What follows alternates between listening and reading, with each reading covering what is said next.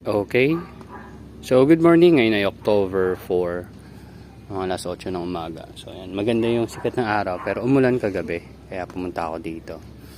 At medyo malakas din yung hangin. So, tinignan ko kung may mga problema ba.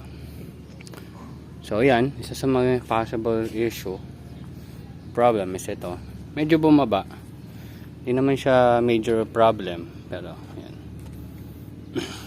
Kailangan may clip ako dito.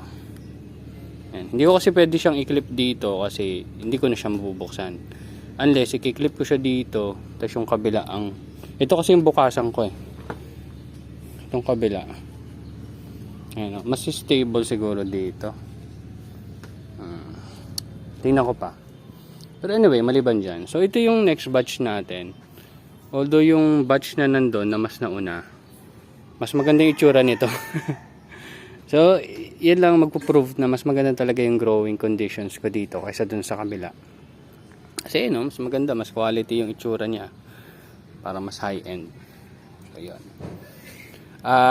Mamaya, kung hindi naman uulan, magpepwesto na ako dito sa samba, dito or dun sa kabila. Basta magpepwesto na tayo ng isa pang ganito kalaki, hindi siya 1x1. Yung 1x1 kasi ganito ganyan yung 1x1. Ito yung 1.2 natin. Hindi ko na masyadong i-modify. Ang dinagdagan ko lang yung dito sa gilid. Yan, dinagdagan ko sa gilid para may makakapitan yung ating PVC pipe. So, ganun lang naman yung style.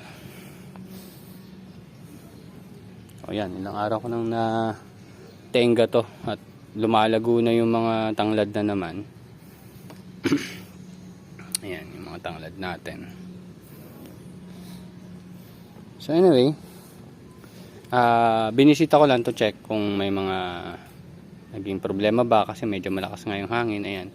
Ito yung usually ng problema pag nag-flip or pag inaangat ng hangin. Ayan. So andito lang yung clip natin. And ito pa pala, isa pang issue. Hindi naman major issue siguro to.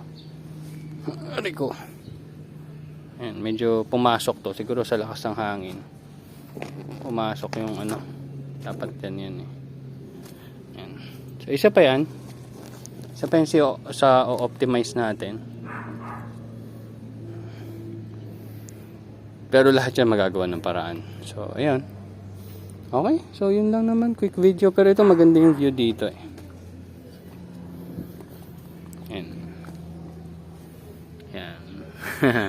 Natuwa talaga ako sa view na to. Ayan, yung pahaba na yan. So susunod magkakaroon tayo niyan dito. So dito John, tsaka doon, talikuran siguro yung magiging design natin dun sa una nating 2.5 by 3 meters. Pero lang yun, mababa lang yun, mga ganito lang kataas. Ayan. Ito yung 3 meters natin. Yung natin, susunod natin mga ganyan lang kataas.